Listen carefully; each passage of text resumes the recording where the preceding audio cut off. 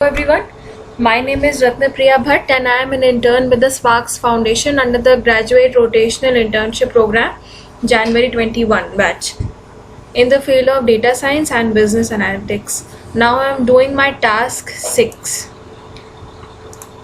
The task 6 is basically based on decision tree classifier. What I have to do is I have to create a decision tree classifier, visualize it, and I have to make it predict right classes. That's what I have to do. So let's explore the code file. So this is the code file.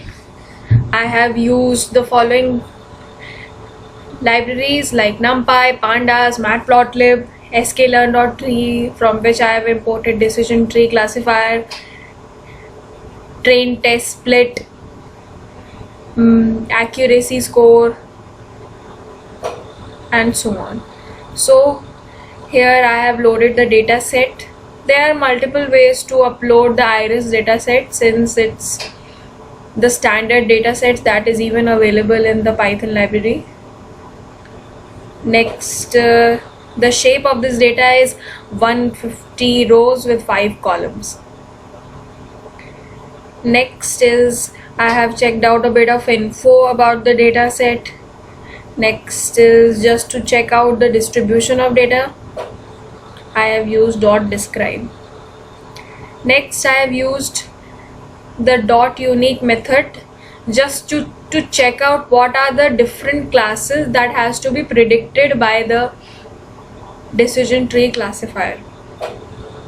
Here I am taking the columns like sepal length, sepal width, petal length and petal width into a variable x, and y is the classes that has to be predicted that I am taking into x, that I am taking from the species column. If we just check it out, this column is going to be the y species column. Nextly, the turn is of splitting the data set. So I have split as of 30% into training and 70% in I have split the data set as to 30% for testing and 70% for training purposes. So next I am calling the decision tree classifier. There are two methods to use the decision tree classifier. One is the Guinea index method and nextly is the entropy method. Generally, if I do not enter this criterion, what will happen is it will by default take the Guinea index method, because if we compare the two, Guinea index method is computationally cheaper because it takes lesser time, because when we use the entropy method, it calculates lot of logarithmic values that takes time, so it's computationally a bit expensive. So here I have used entropy method because the data set is quite small. It has only 150 rows, so it did not create that time barrier. But when there is a time barrier, you have to choose wisely, and there are other more things to consider while choosing the method. So I have used the entropy method. Entropy is nothing but a measure of randomness. So we'll discuss more about it when I'll show you the graph of the decision tree classifier. So here I have fit my training data into the decision tree classifier. It shows this. Next I have passed the testing values to the prediction, and here I have checked out the accuracy of my model. I tried both the methods, Guinea index method as well as the entropy method. Both the methods gave the same accuracy to me, so I used entropy. And now here I am taking all the columns into a variable called feature, so that I can fit it here where I am going to visualize the graph.